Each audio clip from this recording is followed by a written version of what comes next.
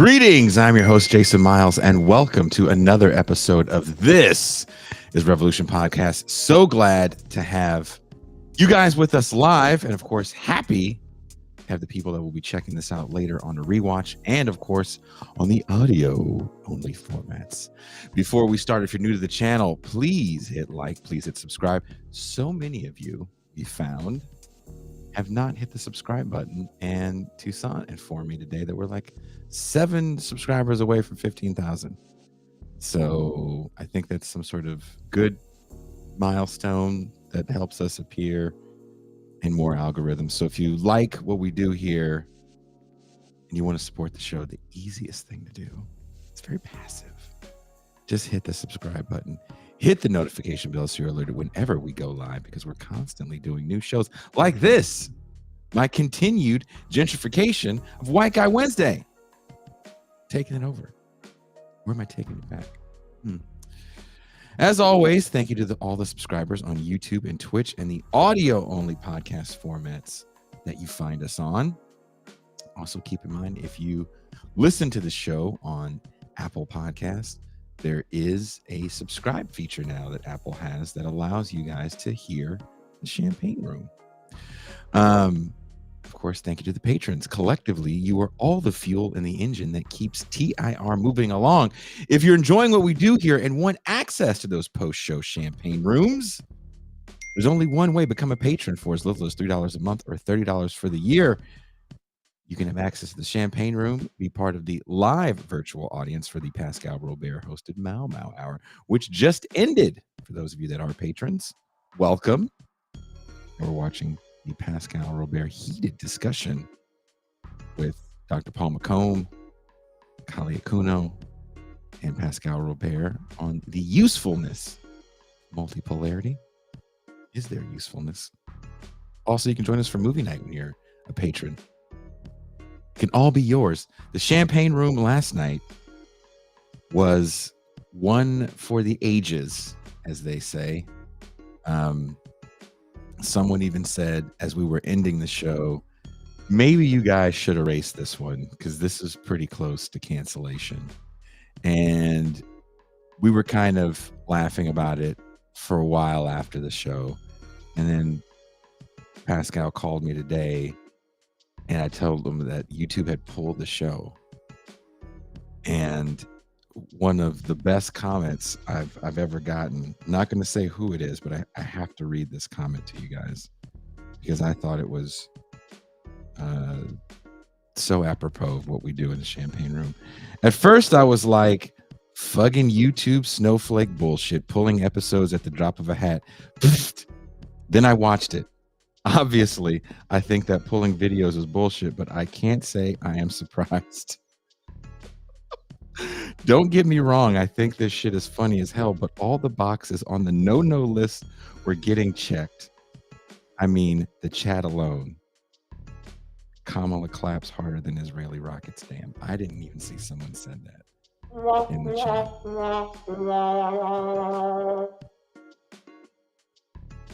I wouldn't mind if you guys in the comments want to continue this discussion about Kamala Harris. If you watch the Champagne Room, I would love to hear what you guys have to say about that, since Pascal disagreed. But if you would like to have access, if you would like to chime in on these discussions in the Champagne Room as well, again, there's only one way: become a patron.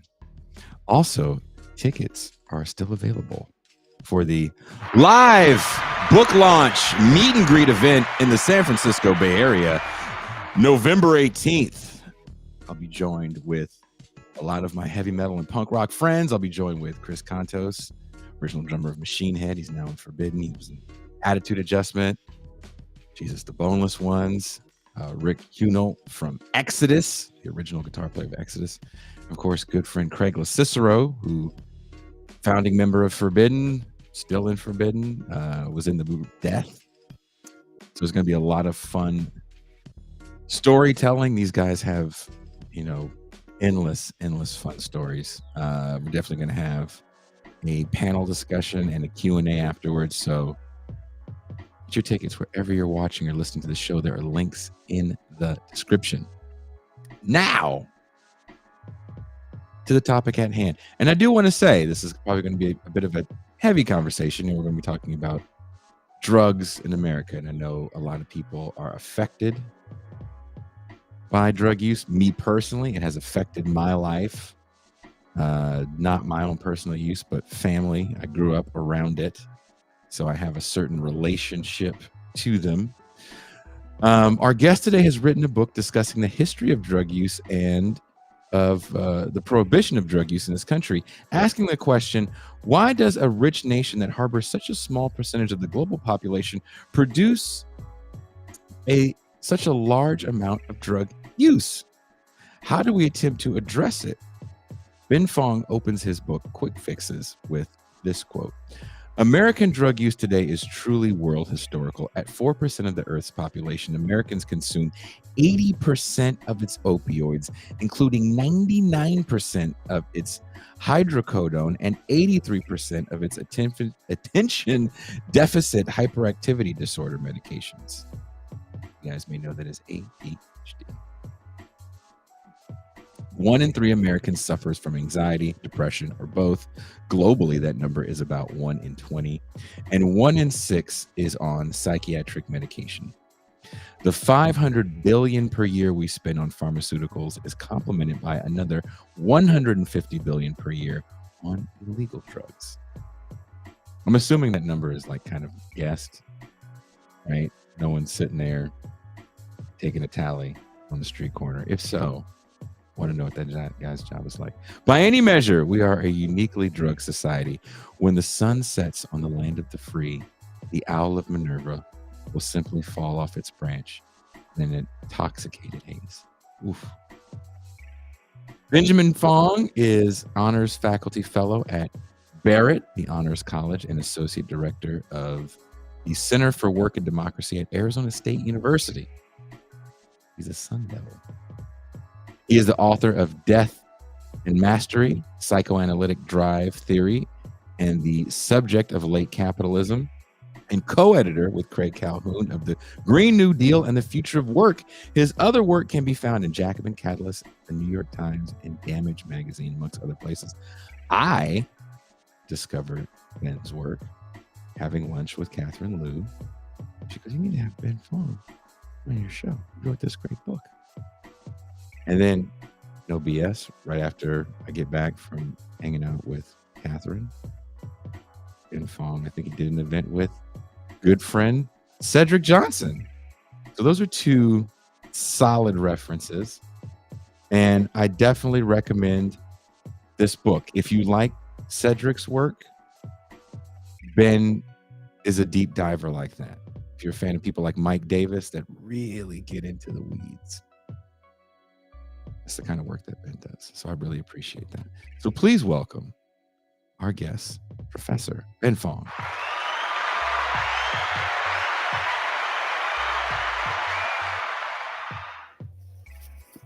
How are you? Hey, Jason. Thanks so much for having me. Though it sounds like I wish I'd got an invitation to the champagne room. No. I don't know what goes on there, but it sounds pretty good. It's the name fits. We make it like a real, you're behind a velvet rope, and these are all the conversations that you don't feel comfortable to have during the main show. And for once, my co-host was very raw last night, and it was a lot of fun. So one of these, we got to bring you back first of all on the show anyway. And when we do, we'll have the whole gang here, and we'll go into the champagne room with you, and you'll see why it's just, our guest came back with us, and it was just inappropriate. The whole thing, just inappropriate, which is the kind of fun we want to have here on TIR.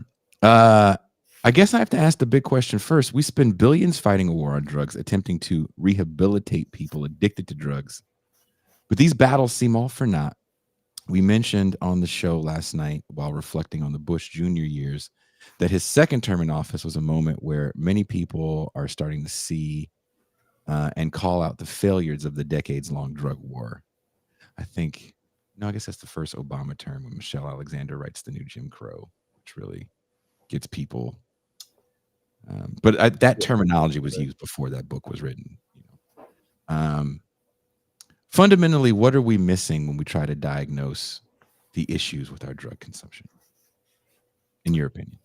I think the history of drugs in America is a history of rapid alternation between excessive drug enthusiasm on the one hand and excessive drug prohibitionism on the other. And it's really, it's America that starts it all off in the early 20th century. Like we first instituted domestic drug controls in 1914 with the Harrison Act. We pushed for international drug treaties with Charles Brent and the first global prohibition on opium and cocaine. And this was a time when we had this enormous patent medicine industry as well, with everything on the market from heroin, cocaine, chloral hydrate, basically anything you wanted to get at the time. It was available at your local pharmacy and pretty cheap as well. So this constitutive contradiction in the American approach to drugs, again, cycling between enthusiasm and prohibition, it's really been with us for well over a century. And what I argue in the book is that both are kind of quick fixes. They're fixes in lieu of broader structural fixes, social fixes that could address what both excessive medication and excessive drug warriorism do in different form. With medication, I think it's pretty obvious, right? In the absence of social betterment and political change, we drug ourselves into dealing with a hostile and oppressive society. I think the same is true of drug policy as well, and that's why I think that's also a quick fix. If you just look at the history of drug legislation in America, in the late 19th century with anti-opium laws, in the 1910s with cocaine, 1930s with marijuana, 1960s with psychedelics, 1980s with crack, it was always some specific social group that was being blamed for broader social ills that the punishment of that group was clearly not going to fix. So in the case of drug policy, too, I want to say drug policy is a quick fix. Wow. I mean, there's a lot to think about there with drug policy, especially when we start thinking about, like, there was a time where cocaine was totally legal and kind of encouraged for even slaves, the enslaved. And now, not now, but, after, was it, I guess, during Reconstruction, they start to have some local laws that really crack down on cocaine use because of the fear of these coked out buff ass black guys going around. Definitely opium is a problem in places like where I'm from in the San Francisco Bay Area. Now white women are being addicted to opium, hanging out in the dens. Is there a racial component?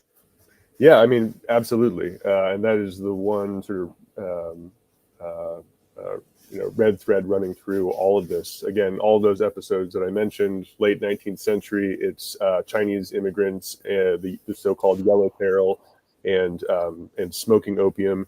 In the 1910s, it was black men in the South, particularly black stevedores along the ports, who, scaremongering around that was really what made the legislature add cocaine to the list of prohibited substances. It had long been thought that opium in particular was going to be the target of the sort of initial phase of the drug war, but cocaine was added because of that.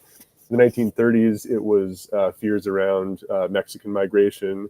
The 1960s, again, the New Left. 1980s, black people in blighted urban areas. Anytime you get a drug scare, there's always some marginalized group in the crosshairs. Mm-hmm.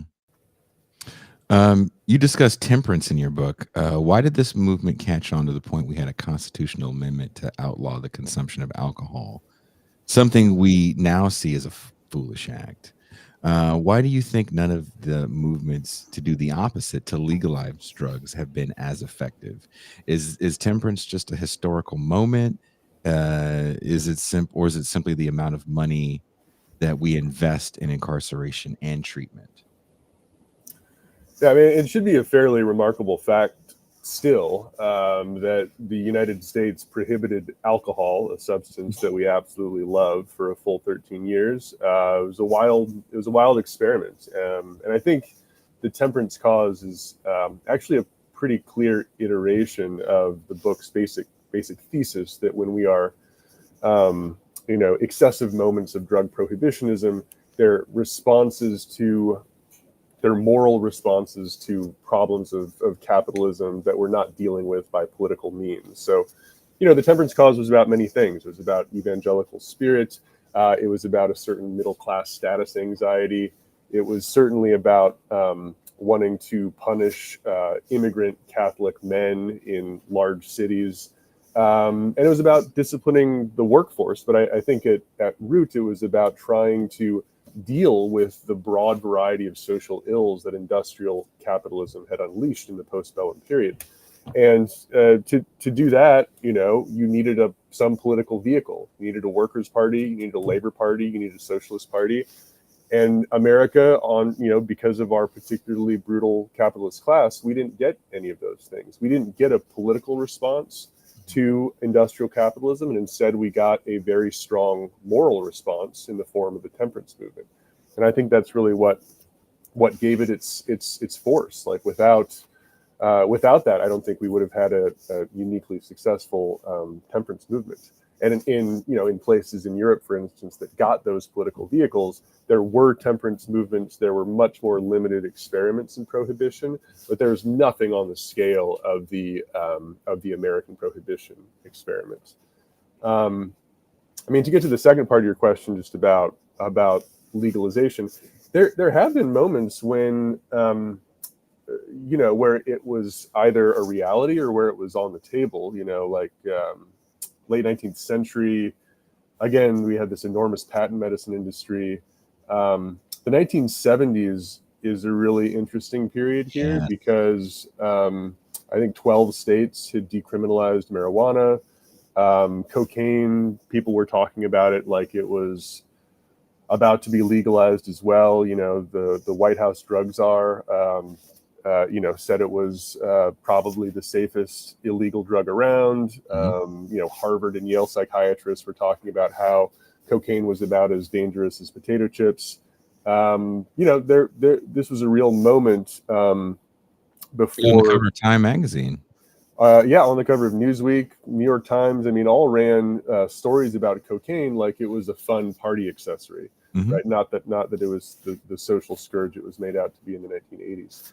I think that fell apart for reasons that I'm sure we'll talk about. But the present's also a really interesting moment where it does seem like in certain areas, legalization and decriminalization will indeed become the norm.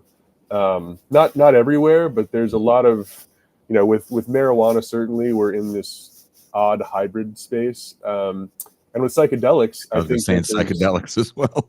Yeah, psychedelics, where I've spent a lot of time recently researching. I've been looking at the psilocybin legalization model in Oregon. It's kind of overdetermined. There's a lot of big corporate interests interested in the psychedelic space, and so I can only see those trends continuing from here. The cocaine conversation is kind of interesting because, again, to your point, if it's a wonder drug, there's a few other things that come out in the 70s, 80s, and 90s as things that are non-habit forming. Excuse me. Cocaine definitely is one, and then MDMA, ecstasy, was on the cover of those same magazines as this. It's a cool new thing at the clubs. Check it out. But with cocaine, we start using it in different ways that concentrate its power, right? We start smoking it. That becomes problematic. And this is in the late 70s and early 80s. People are freebasing cocaine. It's not like that started after New Jack City. Yeah, there's an advertisement in the book. I think it was from early 70s from a High Times. And it's for a freebasing kit that you can order through the mail. We don't know how addictive, or do you think we're kind of naive to how addictive cocaine will be?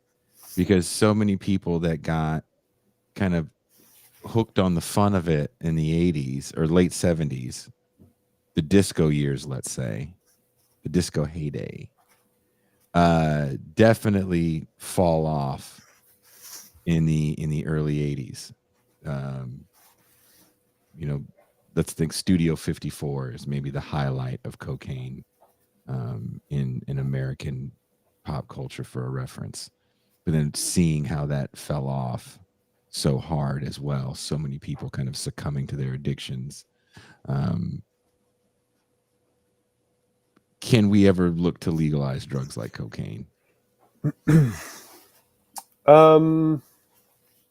That one is probably not going to be on the list. I hate to say, and I would argue less because, well, so I guess there's two things. One is that one odd thing about cocaine today is that while consumption of every other psychoactive substance in America is at an all-time high and going up, cocaine consumption in America actually is pretty low by historical standards. And it hasn't tailed up recently. I mean, the world as a whole is consuming a lot of cocaine. So a lot of the new cocaine markets are outside of the United States. But I mean, it's an interesting Does it have to do with paradox. price, though? I mean, when we think about cocaine, I talk about this. I'm sure you didn't get a chance to see too much of the stuff we do, but I do these little video essays, and I've always been kind of annoyed about the way people view the cocaine trade in the 80s and 90s. Yeah. It's always kind of wayward Black men and their fatherless nature and, greed, when you have, cheap cocaine coming up with the approval of the American government, right, from South America. Yeah. And you have built-in distribution networks and gangs. You take a kilo of this stuff, you can rock it up and turn a $5,000 investment into like 50 grand to 100 grand overnight. That means that these apartment houses, these street corners are worth millions of dollars.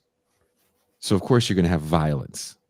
We see this with nation states. We see this with, corporate America when they're trying to take over certain places. You just can't go through the legal system and sue people. You definitely can't lobby like you can with, you're not Sacklers. So I understood the violence, but I felt like we were trying to reckon with this violence with morality. Yeah. And it didn't really make sense in my opinion. But when it comes to, the consumption of drugs, to me, it's always, well, what are we getting a slew of? Like right now, there's a slew of methamphetamine coming up from south of the border, right? So we're seeing more people addicted to that. We're producing mass amounts of opiates, which is causing people, once you fall off your insurance, to start using heroin, which there's also kind of a surplus of at the moment. Do you feel like whatever there's a surplus of is what you get on the street? I mean, it wasn't like there was a massive demand. People weren't just walking around like, I just really want to stay up all night. There was an influx of cocaine in the late 60s, early 70s coming from Colombia. Oh, for sure. Yeah, I mean, so the interesting paradox of cocaine is that it started to boom at precisely the moment where American consumption of a wide variety of other psychoactive substances started to fall. So you get the Controlled Substances Act in 1970, which creates the modern drug scheduling system. And with that, amphetamine use, benzodiazepine use, marijuana use, like across the board, drug consumption falls in the early 70s. And I chart this in the book, but if you look at the chart, the consumption of all these drugs is falling, and rising in its place is Andean cocaine. It really just fills the void where everything else left off. And again, today, while consumption of all these other drugs is at an all-time high, cocaine consumption remains fairly low. I don't know the answer to why that is precisely. There's this paper you can, your listeners can Google it. It's called Uncle Sam's Cocaine Nosedive, and he tries to make sense of why it is, and people have different theories. But I think the baseline reason for me is simply that there are a ton of other drugs available. Like, there are worries about cocaine being laced with fentanyl and other things. And at a moment where it's pretty easy to get a wide variety of other psychoactive drugs, I think people just prefer those. Has the pharmaceutical industry kind of won out in that regard? Because we have things like, is somebody getting their hair cut? Sorry, that's the dryer. Are you in a black barbershop right now? I'm down, I'm down in the basement with the washer and dryer. I figured as much. I'm messing with you. Adderall, for example. Yeah. These, to some people, might be cleaner highs. We're not going to get now into the pill pressing. Is it just that the pharmaceutical industry learned from the street? Like, look, we can just make this stuff ourselves, and we can lobby to make it legal. We can find a way to make it legal and have a use for it. You can't have a medical use for smoking crack. I mean, you could try, but that doctor is going to get laughed out of every, no one's going to try to peer review that paper. But you can definitely say, well, we found the problem to, Johnny not sitting down, and it's that he's got ADHD. So here we're going to give him some speed, and he can take apart a television set like his uncle. There have been, sorry, I think that's the last buzz. There have been medical uses for cocaine. It was first introduced as an oral anesthetic in the late 19th century. And one could imagine medical uses for cocaine today as well. I mean, a lot depends on the route of administration. If you smoke Adderall, it's going to have the same kind of deleterious effects that smoking methamphetamine will. The case of the amphetamines is really interesting. This was something that was first released in America in the 1930s in the form of Benzedrine. And when they first released it, they knew it was good, but they didn't know exactly what to sell it for. And so the three purposes that they debated at the time were: one, cognitive and physical performance enhancement; two, weight loss; and three, mood elevation.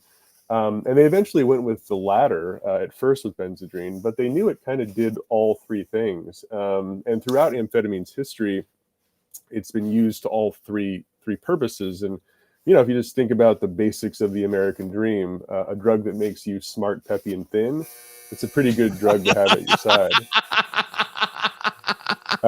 Smart, peppy, and thin. I just want to say one thing about methamphetamine, because it's a drug that's really in the ether today, and there's an interesting history that's debated today amongst drug experts as to why methamphetamine, the current form of methamphetamine that you can find on the street, is particularly deleterious. But methamphetamine has long been used in pharmaceutical medications. You can still get it prescribed in the form of digoxin. In the post-war period, it went by the name methadone. And, amphetamine, dextroamphetamine, methamphetamine, these have long been used interchangeably in medications. And fun fact, you could actually get a methamphetamine inhaler over the counter in America until 1965.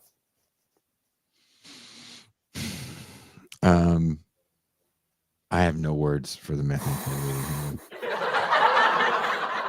The inhalers, sorry, just to add one addendum to that, inhalers, I think we're used to now seeing the asthma inhalers where you get a regulated puff of a drug. And in the post-war period, so you can Google old Benzedrine inhalers. In the post-war period, there were just aluminum tubes with a cotton filler inside that you could soak. They soaked the drug in and they put the cap on. And when you wanted some of the drug, you'd pop the cap off, take a whiff, and then put the cap back on. That was the method, right? So it wasn't so regulated. but it was also something where you could just take the filler out and soak it in a beverage or just swallow it whole. And you can imagine there were industrious teenagers who figured that out pretty early on. And so right away, almost from its introduction, benzodrine was being abused. Wow, that's interesting. You didn't do any field research for this, did you? The laugh track saved me. Thank you. I wasn't gonna let you answer that question. It won't be a buzzing dryer anymore. It'll be the police. Can you can you talk about the creation of the drug scheduling system and how it views certain drugs as more dangerous than others, and in turn causes people to suffer more grave legal consequences depending on the illicit substance that they're caught with? So I think it's a combination of factors. So the drug scheduling system was created in 1970 by the Controlled Substances Act. And this is, just in case your listeners don't know, this is what created the Schedule 1 to Schedule 5. So Schedule 1, on Schedule 1, there are drugs like heroin, heroin, MDMA, psilocybin, marijuana. These are drugs that supposedly have no medical use and are very dangerous. And then at the bottom, there's Schedule 5 drugs, and these are, things you can pick up at the drugstore for the most part. And so the theory was that the drug scheduling system would give us a pretty clear idea of those things that we should avoid and those things that the DEA should seek out. And then, with Schedule 5, things that should be regulated by the FDA, but that we shouldn't worry so much about. That's the theory. And for, at first, again, in theory, it sort of makes some sense. Drug laws were kind of a mess in the 60s. Everyone kind of understood that that they didn't really make sense. The Marijuana Tax Act had actually been declared unconstitutional in 1965. There were new drugs like LSD that had appeared that people were wanting to make some sense of. This was also a time where the downfalls of white market medications like amphetamines and benzodiazepines and barbiturates, people started to realize that these things were being abused too. And so there were a lot of different things going on. And, I think it did make sense to rethink drug laws at that period because it was such a mess. The problem was it didn't really make much sense, and it was a highly political process. And so, you have things like marijuana, which, if we're just talking from a strictly pharmacological perspective, might be the most harmless drug in existence. Not that it can't be abused and not that it doesn't cause problems, but just in terms of its relative toxicity, it's not something that we should be worried about in comparison to a lot of other drugs. And yet for some reason, it's a Schedule 1 drug. And then, it doesn't, the scheduling system doesn't totally make sense of what we punish either. So fentanyl, cocaine, methamphetamine, these are all Schedule 2 drugs for some reason, while psilocybin and marijuana are Schedule 1 drugs. So, I think that everyone kind of realizes that the drug scheduling system, or at least where particular drugs are scheduled, is long overdue for a rethinking.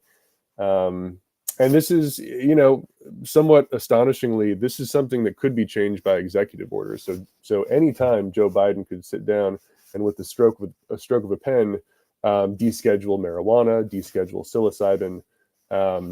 He doesn't for various reasons we could talk about. But this is a very fixable problem. But for some reason, we're stuck with this scheduling system that doesn't make much sense of the harms or benefits of psychoactive drugs.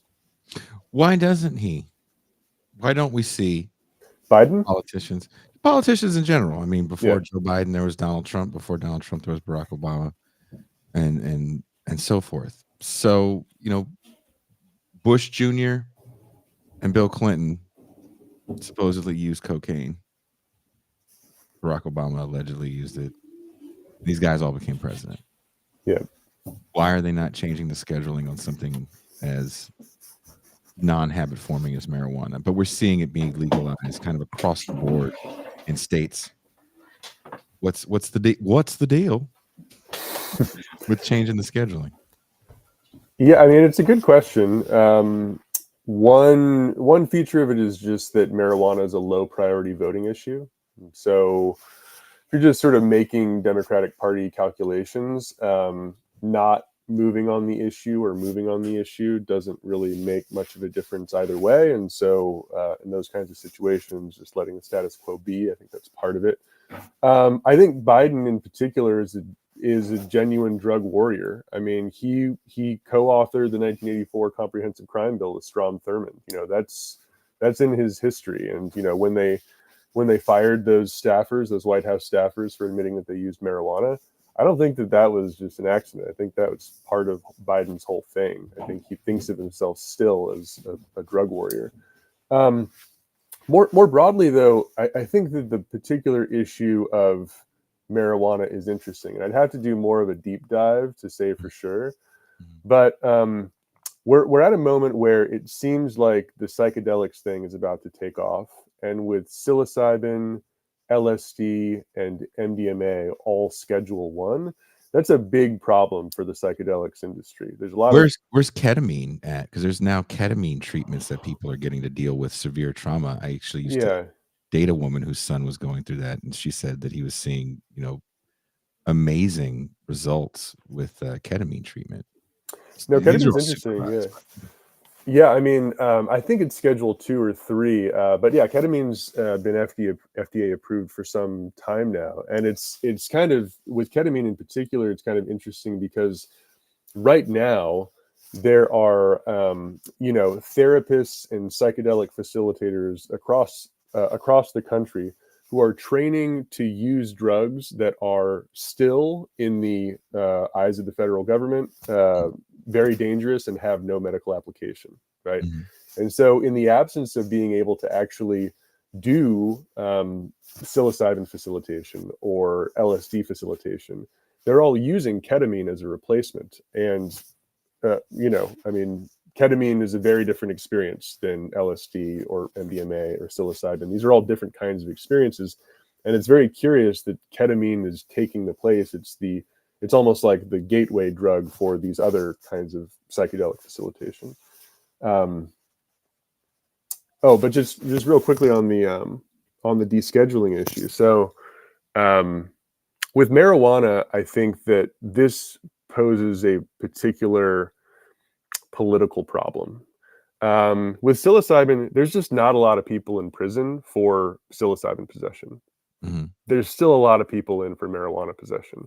I know that Biden, On the state like level. at the state level, right? I know there was a big issue about federal pardons, but that did not affect many people. At all. So this is a broader political problem where if you did deschedule this, you'd have this enormous contradiction on your hands, right? Like, why do we have so many people in prison for nonviolent drug offenses when we're coming to recognize that this thing that we've done such scaremongering around for so long, it's actually not that dangerous, and now we're recognizing it actually has medical applications.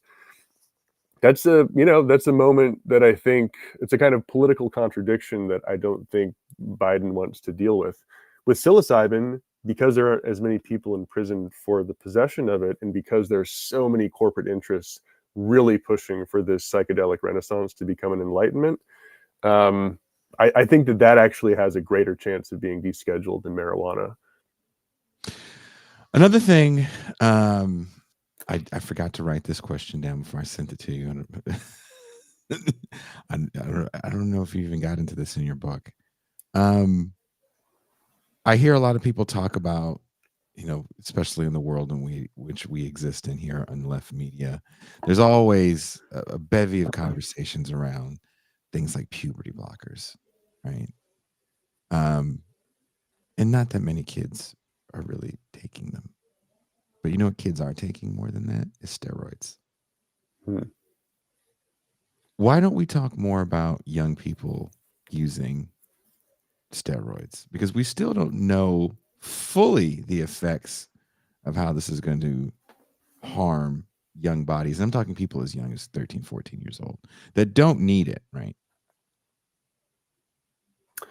Well, this is a little bit outside my wheelhouse because, and it's something of an arbitrary decision on my part to not deal with non-psychoactive drugs. And steroids is actually an interesting, like, liminal case there, because you could definitely argue that it has psychoactive effects.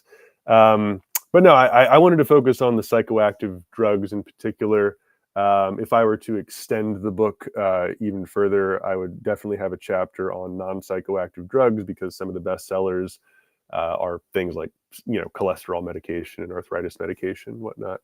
Um, there might also be another interesting chapter on the behavioral addictions, like the way in which we think about social media and sex and gambling as if they were drugs and whatnot.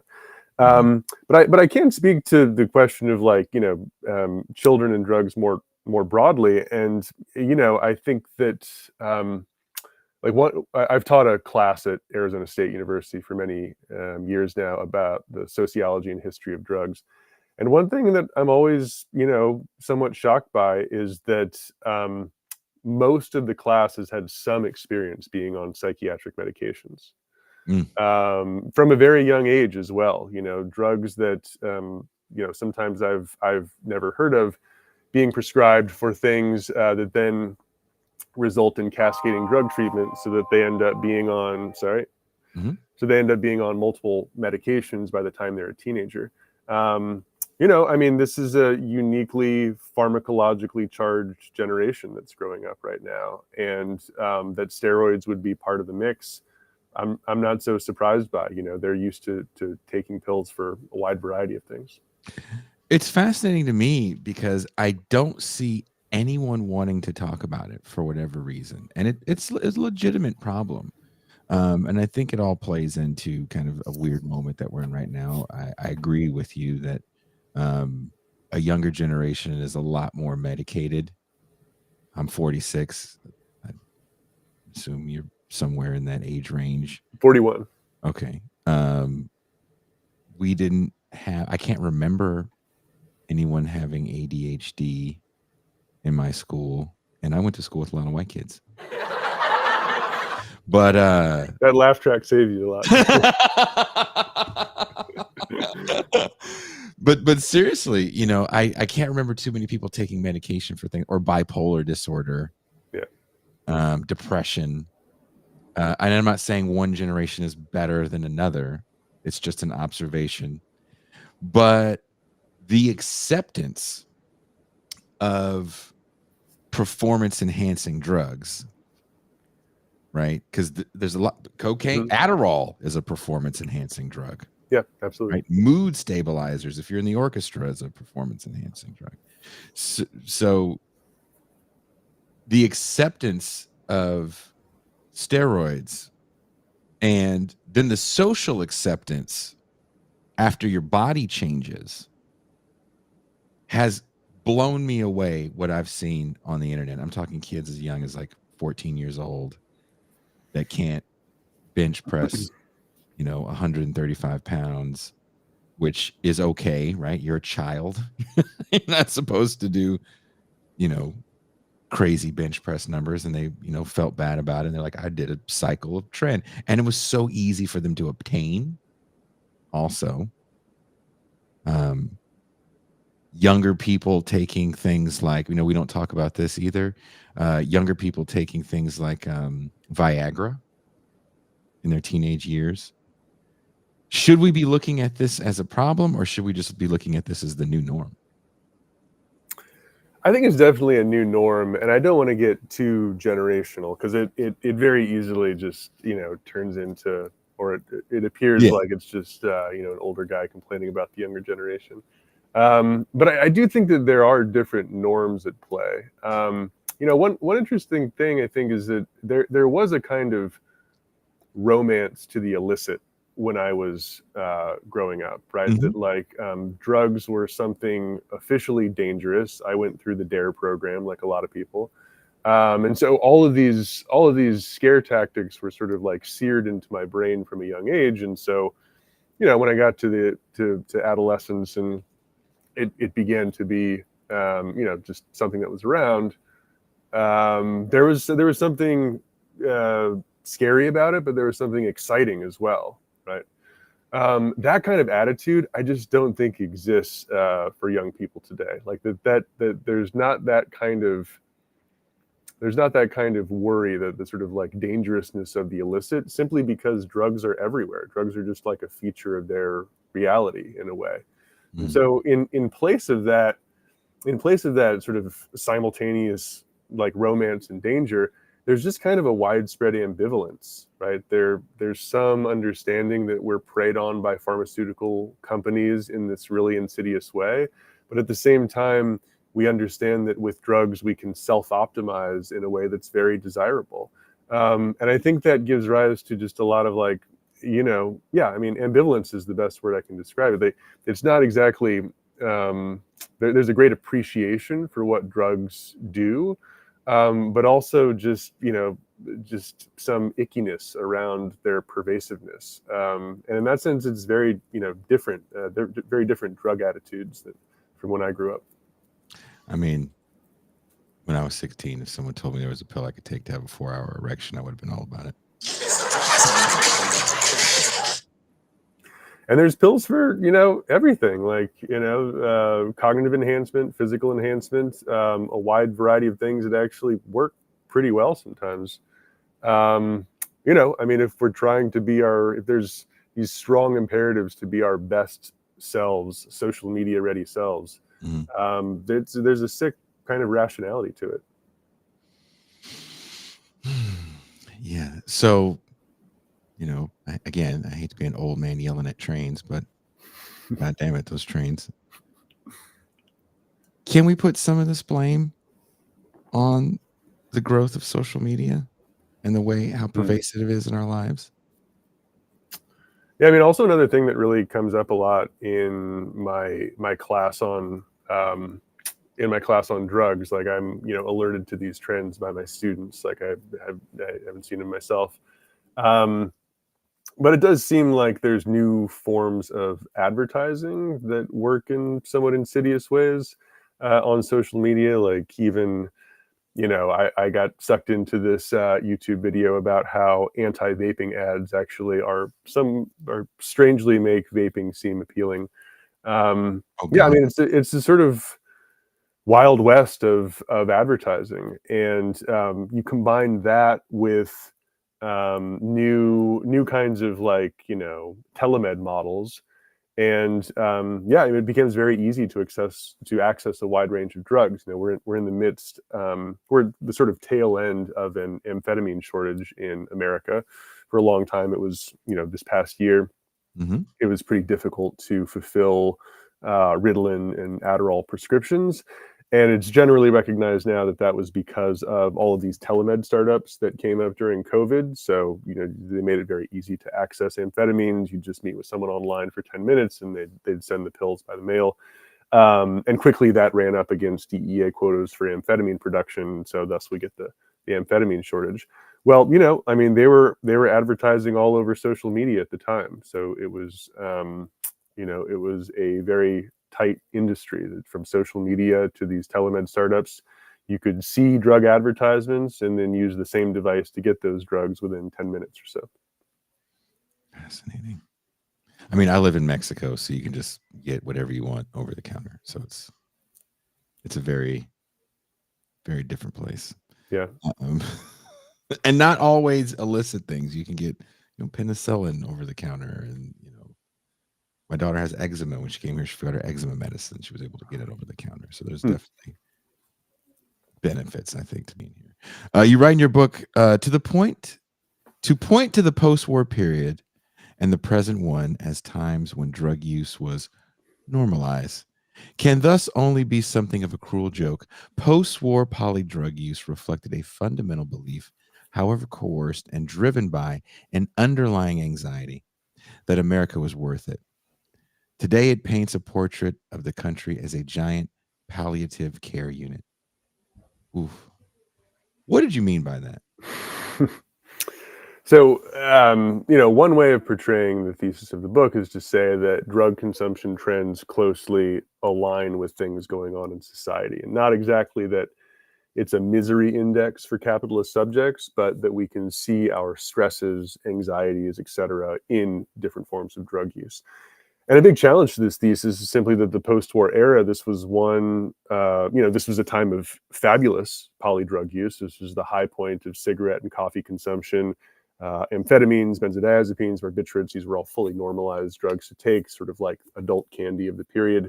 And this, of course, was an era of great working class prosperity at the same time. So, how does my thesis make sense of that?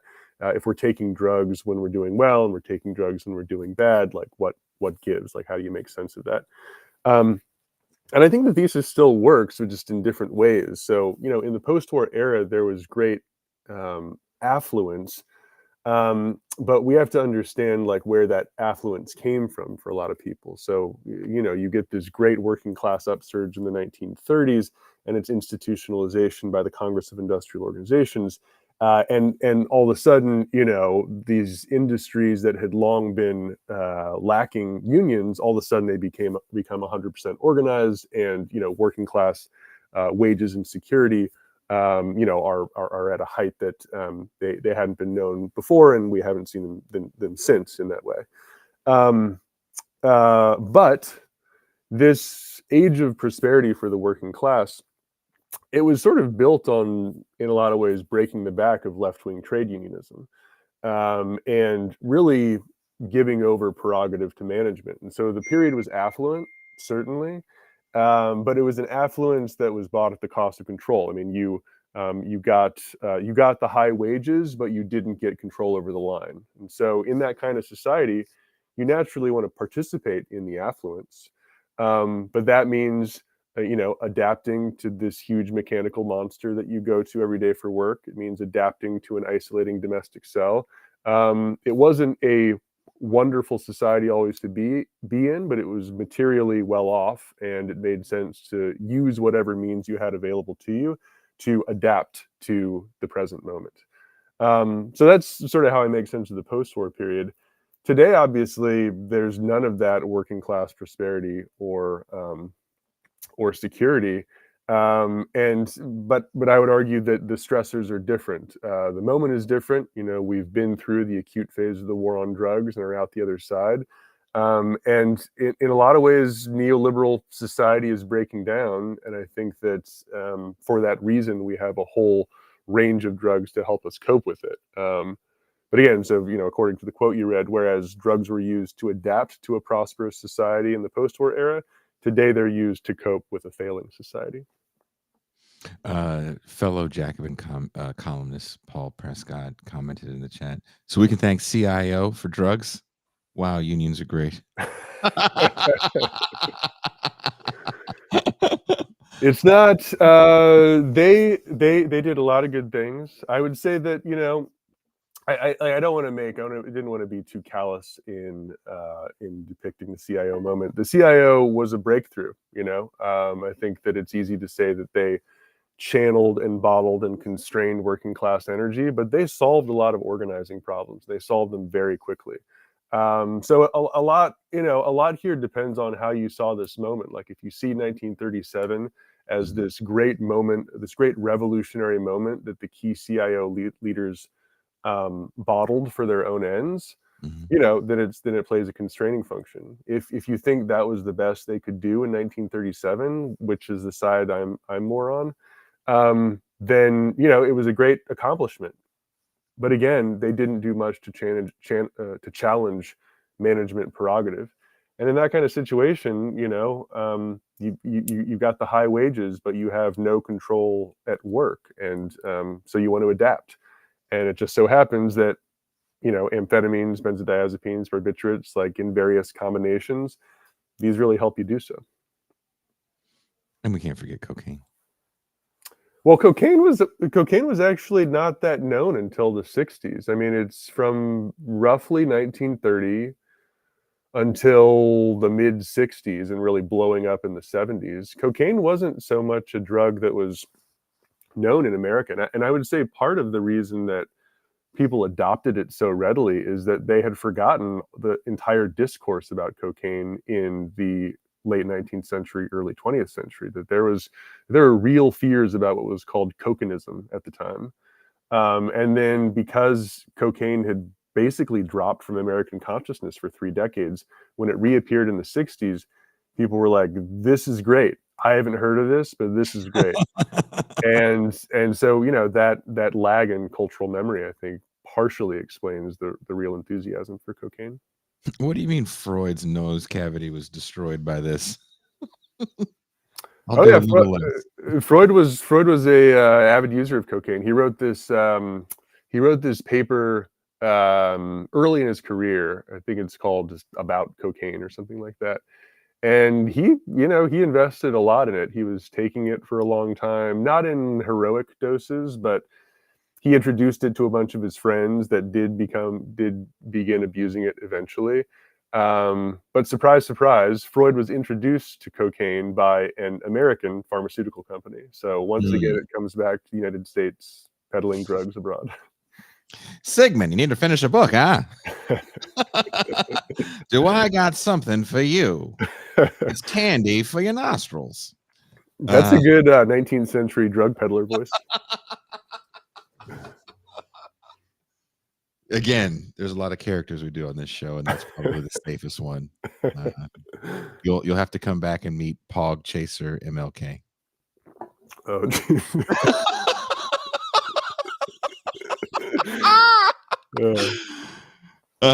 where's the laugh track when you need it? No, sometimes just like, no, just let it be real. Let it be real. Just cancel me now.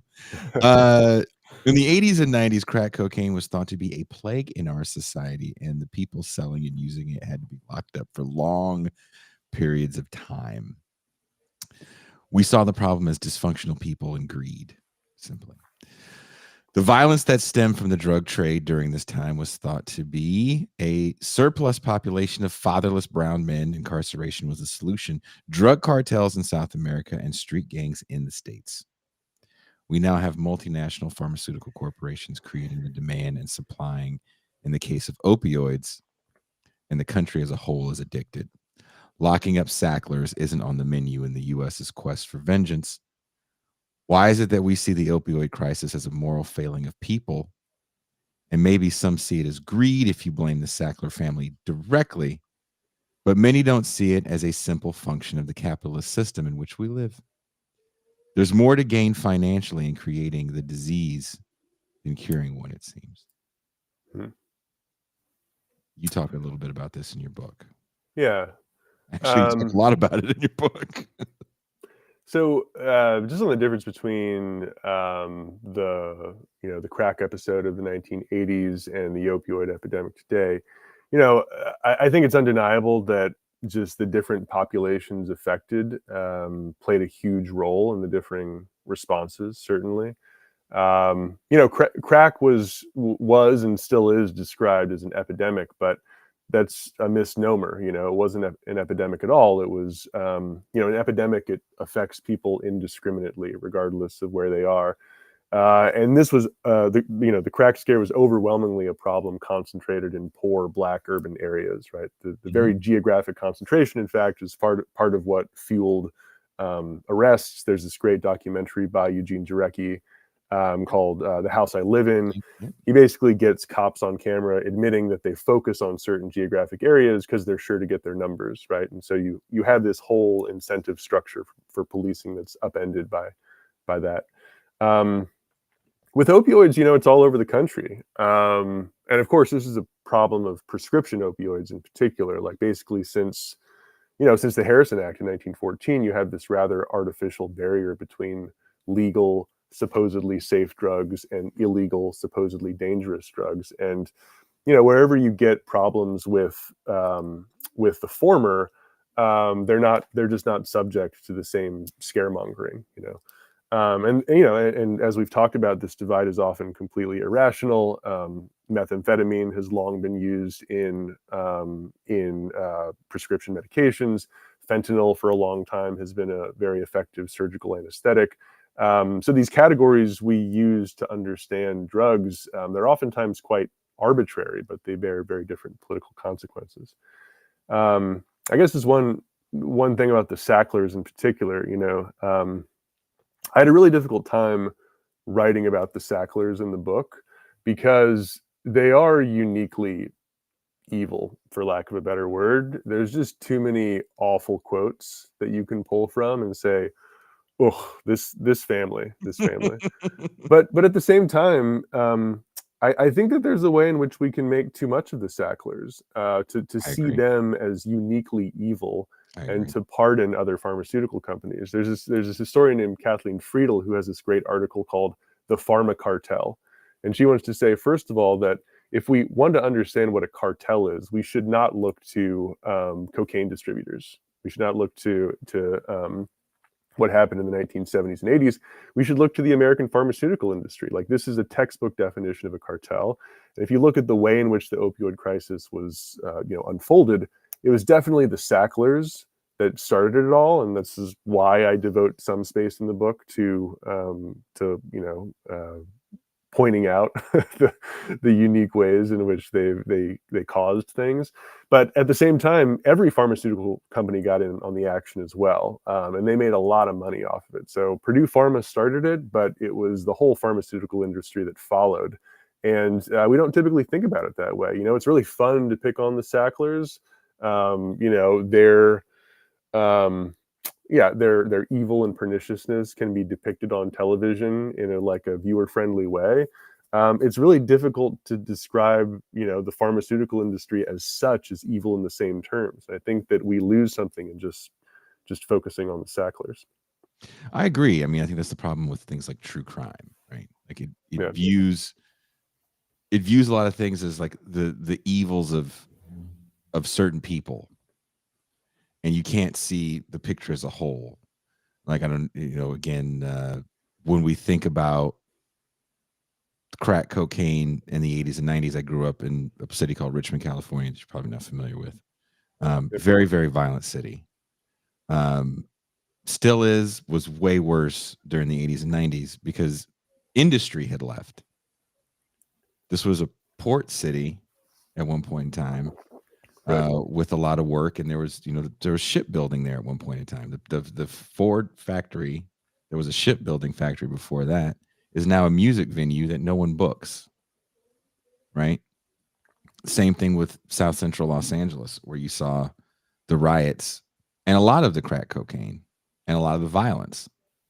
Jobs had left. You get Reagan signing into law the legalization of 3 million immigrants, which also changes the labor force as you're seeing more and more black men start to be able to get into it. Jobs moving overseas, deindustrialization. Like, we don't really talk Yeah, about these things that much when we talk about this level of violence and what became this industry that was just real easy. You have open air drug markets for the most part. Again, you have street gangs that are already in place. There's a reason why when you look at how street gangs grew in the later 80s, it was because there was so much money to be made. You just needed yeah, numbers. So you start, quote unquote, recruiting. It's just, military looks the same way, right? Um, it's a bit of a poverty draft, if you will. What else are Mhm. you going to do?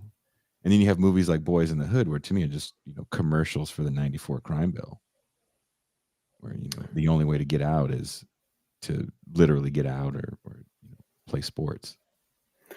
Yeah, there's a lot of books written about crack in America, but one of the better ones I think still holds up. I think it was written in '96. It's called "In Search of Respect" by Philippe Bourgois, Mm. and he, I think he lived in not the Bronx, but somewhere in Upper Manhattan for a long time, and just became friends with like street dealers, and was an anthropologist, so he got to know them. And his, for all of the personal stories that he elicits from his interview subjects, he basically comes down to saying this is deindustrialization. This is a Mhm. problem of economically blighted neighborhoods. Like, Mhm. if there were better economic opportunities for these guys, they would absolutely take them. They would absolutely take them. But when you have poorly paid service work opportunities available, versus the huge, gains of illicit activity, they're going to choose the latter. So at the end of the day, I think he thought the problem was quite simple. This was an economic one. What happens in deindustrialized cities after the jobs are gone? I mean, we don't talk about it even when we think about the methamphetamine boom in the late 90s and early 2000s, where, family farms are going the way of the dodo. Yeah. The original script for the movie Pretty Woman is about corporate takeovers and the destruction of small towns in the Rust Belt, and how those women a lot of them came to LA to, for opportunity, and became, sex workers. That's what the original story is about. We don't really talk about this and how these guys were making, bathtub meth, Yeah. and getting hit with RICO charges. And again, I think, I don't know how you feel about the new Jim Crow. I don't necessarily agree with Michelle Alexander's thesis that white people are collateral damage of the war on drugs, because it's just kind of a hand waving almost acknowledgement to the middle of the country, where everybody doesn't look like me and you, and these people are getting locked up at rapid rates, and they Yeah. come from generational wealth. They came from generational poverty, a lot of these guys as well. Yeah, I mean, I think there's two things to point to there. Like, one is that there are a lot of white people incarcerated for drug offenses as well. And again, I think it holds up. It's one of the better things made about the war on drugs at a period where it was still fresh. Eugene Jarecki's The House I Live In. And they work through a lot of different explanations for what's going on, but I think he ultimately comes to a kind of economic argument for why this thing persists. The other thing I should say just about the opioid crisis is that it's oftentimes portrayed as if white opioid addicts go to drug treatment and there's more of a moral response. I think that that's undeniable, but on the other hand, I think that overlooks the insidiousness of the drug treatment program in America. Herman Lopez, a journalist for Vox, did some really good reporting about just what it looks like. It's pretty terrifying and not so different from the sort of for-profit prison system. So just the way in which a lot of opioid addicts were dealt with once the meds stopped coming in, it wasn't a pretty picture. And so I think on just seeing the opioid crisis is something that was that we went lightly on. I don't think that's exactly right. Yeah, I mean, The House I Live In I've seen that maybe 4 times. Okay. I don't even know where you can find it anymore. Is it on Amazon anymore? Do you know Eugene Jarecki? I don't know. I think that there might be an Internet Archive version of the film. It's definitely available for free somewhere online. Yeah. He actually is the only person I've seen get into the weeds. He definitely tackles the racial element of it. He definitely tackles the economic element, but he also tackles the fact that he has a guy in it that got a bunch of years. I think he got a RICO charge for making bathtub meth to fund his own habit. And a lot of cats that are locked up for long periods of time, that got locked up for long periods of time in the 80s and 90s, if you were gang affiliated, if you had a weapon on you and you had a little bit of dope, they're about to put you under the jail. Yeah. Do you think those days are over?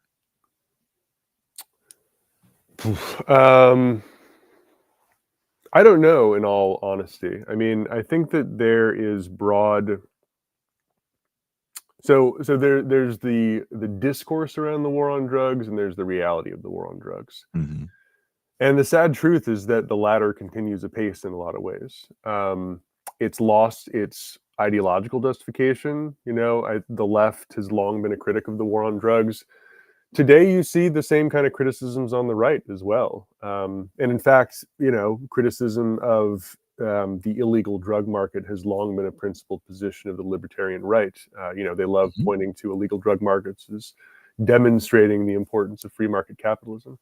So we're at this moment where no one really believes in it anymore, I would argue. But it still goes on. Like, many of the same incentives are in place. And I mean, the like, certain things have been revised around policing, around mandatory minimums in very sort of nominal ways, but it still goes on. And so we're at this unique contradiction where no one no one really believes in it anymore, but this thing keeps going on without us. It's actually quite representative of a lot of things in American politics.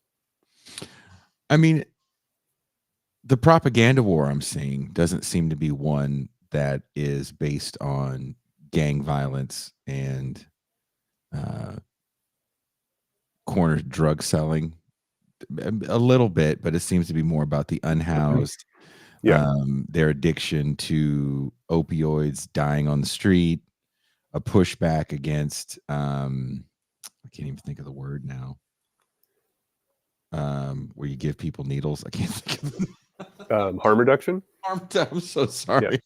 Uh, there's still a pushback on harm reduction, but I'm seeing more, and this is all over the country. I'm seeing more people talk about petty theft Yeah. as the scourge. Petty theft and homeless, the visceral reality of homelessness, Yeah. petty theft. I see that more of a political talking point than drugs. I think that that's right. And in that sense, it's portrayed as a tragic problem rather than a dangerous problem in a Mhm. lot of ways. I would not count drug warriorism out for good, however. Um, yeah, I mean, so I think that in a lot of ways, the legalization and decriminalization, especially in certain states, and I think we're going to see a massive divide in terms of individual states on this question. Mhm. I think certain trends in that way are going to continue on. With the psychedelics market, again, I just don't see much slowing down that train. I think it's just going to happen. That being said, we're in this unique technological moment where the drugs actually are more dangerous than they used to be, and partially that's a result of just the magic of organic chemistry. I mean, part of the difficulty with fentanyl in particular is that you ship over a bunch through Mexico, into the United States, or sometimes directly through the mail, and it's legal one day, right? And they figure out the particular form of fentanyl, they make that illegal. They say you can't ship that anymore.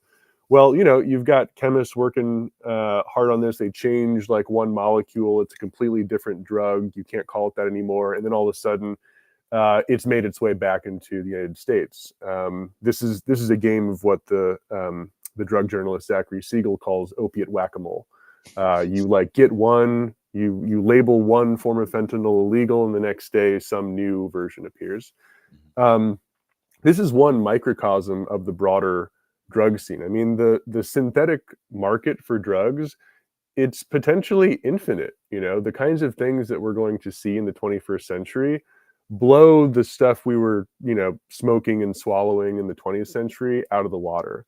And especially as the psychedelic stuff proceeds apace, I think that we're going to start to see a lot of this stuff circulating. So, it's not just marijuana. It's like oregano sprayed with K2. It's very strong opiates. It's new forms of methamphetamine that are produced in ways different from the old ephedrine-derived methamphetamine. And then there's this huge synthetic market that's long been explored by so-called psychonauts. I can see a lot of those things begin to seep into the mainstream. There's this, if anyone's interested, there's this website called erowid.org, EROWID.org. And it looks like the kind of thing that you'd get a virus from on your computer, but it's fine. I've been there. It's okay. And what they do is they, it's this collection of drug enthusiasts that like recording that like trying new substances and record their experiences on those substances. And you go through the drugs. I mean, I have been studying this for a while. 95% of the things on that website I've never seen before in my life. It really is like a potentially infinite market, the amount of drugs that can be out there. And given the fact that this stuff will be circulating in the 21st century, I could see a renewed drug warriorism. People who are like, that's enough. We need a strong prohibition arm once again. And you already see this in some cases, that we just need to bring back strong drug interdiction. So I wouldn't count the drug warrior attitude out for good. It doesn't feel the same way it felt in the 80s and 90s, but I see what you're saying. At this particular moment. I don't disagree with you. Yeah. But can you tell us a little bit about K2?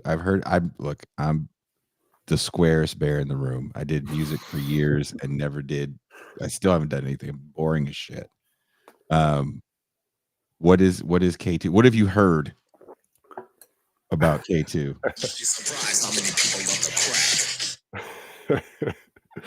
It is something that you can. So it's a synthetic substance. Like, you can spray it on something that looks like weed, and as with most drugs, if you dose it correctly and you know what you're doing, you could produce effects that are very similar to smoking cannabis. It's very similar. The problem is that, as with methamphetamine and fentanyl and a lot of other synthetic substances, when you aren't dosing it correctly, you can cause overdoses, or you can, spray too much K2 on the oregano, and all of a sudden you're having a very different time than if you were just smoking weed. So it's again one of those synthetic substances where it's possible, under the right circumstances, with people who know what they're doing, who are dosing it correctly, who are offering it through a safe route of administration in a safe environment, it's possible to use it well. It's just in current circumstances where it's kind of it's a cheap alternative to weed to produce. It's going to be used incorrectly and cause problems. So was that the stuff that was it salvia? No, I think, no. Those are different.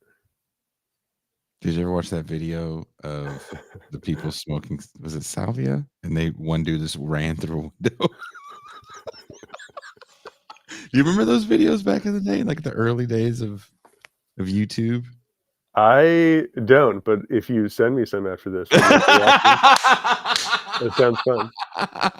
I will find, if they're still around, I'll find some. There was one of Tommy Chong smoking salvia and walking. They were both smoking it, and they were like walking through like an obstacle course, and the other dude just fell. He couldn't do it.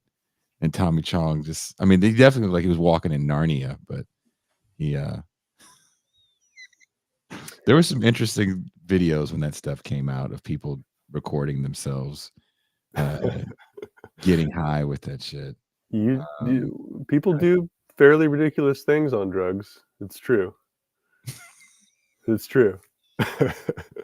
One interesting thing about the psychedelic moment today that's I really want to dig into this a little bit more. But a lot of the psychedelic enthusiasts are pretty hostile to, Tim Leary and that whole bunch, right? They kind of think the 60s counterculture was a huge mistake.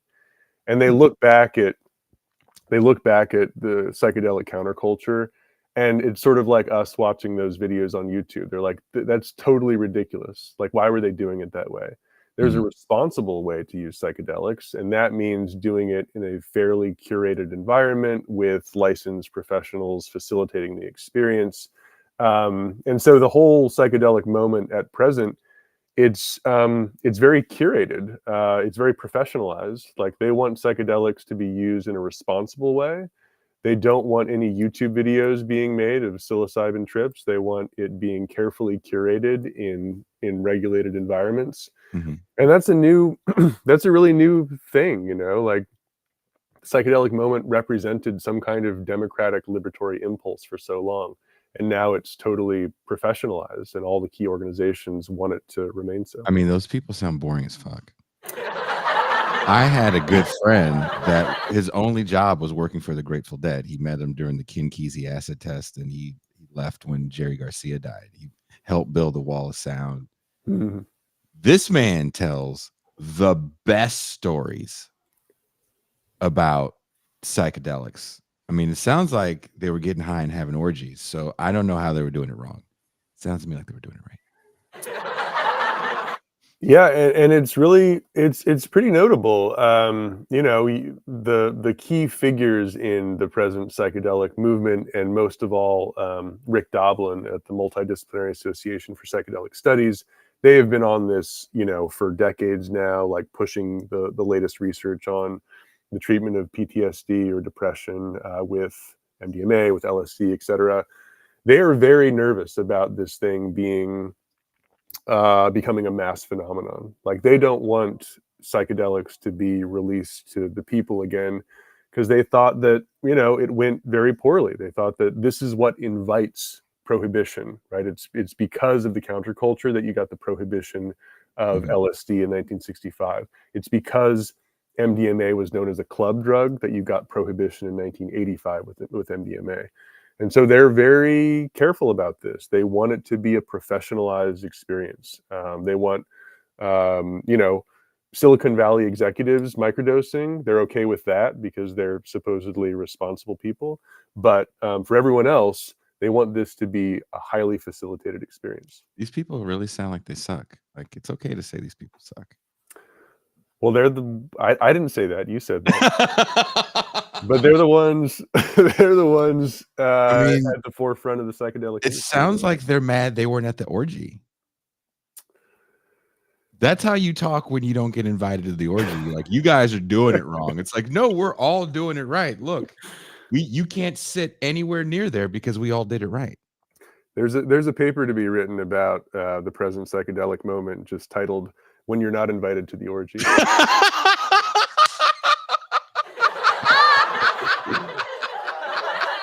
And you just have a bunch of Silicon Valley dudes with like no one around them at like outside lands or something. Yeah, Like all talking to each other about how great their ketamine trips were. Yeah, like, oh, dude, I have like the coolest land yacht at Burning Man. It's like, no one cares. That guy over there in a VW Bug is having a 15-person orgy, and they all think they're climbing a tree. They're winning. Well, Ben, thank you so much for hanging out with us tonight. Yeah, thanks so much for having me. I know you probably have laundry to fold. You said you have some little people in your house. Finally finished over there. And that is a never-ending process when you have a family of folding laundry. Every day. It's never over. It's never over. You think it's over, it's never over. It's that buzzing sound, I'm sure. It's like the work bell for you. Yep. It goes off every day at the same time. His book is called Quick Fixes: American Drugs from Prohibition to the Great Binge. Wherever you are watching or listening to this show later, there is a link in the description to the book. It's out right now. Are you doing any other speaking engagements anywhere? Where can people find you? I know you wrote an article in Jacobin not too long ago. Where else are you writing? Yeah, I wrote for Jacobin, for Damage Magazine, for Catalyst, a few other outlets, and I'm mostly done with the in-person events. I've got one in Santa Fe coming up next year, but mostly done with the in-person events, just doing podcasts and stuff for the book. Okay, and you done all of my friends, right? You did Ben Burgess's show. You Yep. did Matt and David. Yeah, those are all my friends. You done Majority Report? No, I haven't done that actually. What? Jimmy Dore? No, not Jimmy Dore either. Oh wow. Who Yeah, else is there out there? I don't know who else is out there. I'm just making up names at this point. I'll happily talk to anyone though. I'll send a message to Sam. He Cool, actually loves stuff like this. cool. Sounds Uh, good. Ben, thank you so much. Again, I'm seriously. I really enjoyed the book. I'm going to finish it. Toussaint and I always joke we read so much to get ready for the show, and then rarely do we go back and finish it. I really want to finish this because this is one of those books where you have a lot of good conversations when you read it. There's just Cool. someone in the chat, Wind Spirit in the chat says he read the book and said he couldn't put it down. Nice. So Yeah, I mean, I try to make it a fun read, not a beach read exactly because it can be kind of depressing sometimes. But the chapters they can be kind of read as standalone chapters. There's mhm. chapters devoted to it's broken up by drug or class of drugs. There's chapters on coffee, cigarettes, alcohol, amphetamines, etc.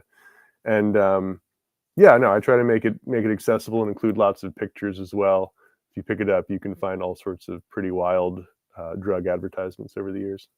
No orgy pics, huh? No orgy pics, but there is a nude Santa Claus that you can find if you look very closely. You're leaving Easter eggs in your Yeah, book. you have to look very close because all the images are in black and white. There's no like middle insert of nice color images, and so it's all black and white. And so the images are a little bit hazy, but check out Santa Claus in the book. Oh Jesus! Thank you very much. We'll be back tomorrow night. I'll be talking about something I don't know off the top of my head.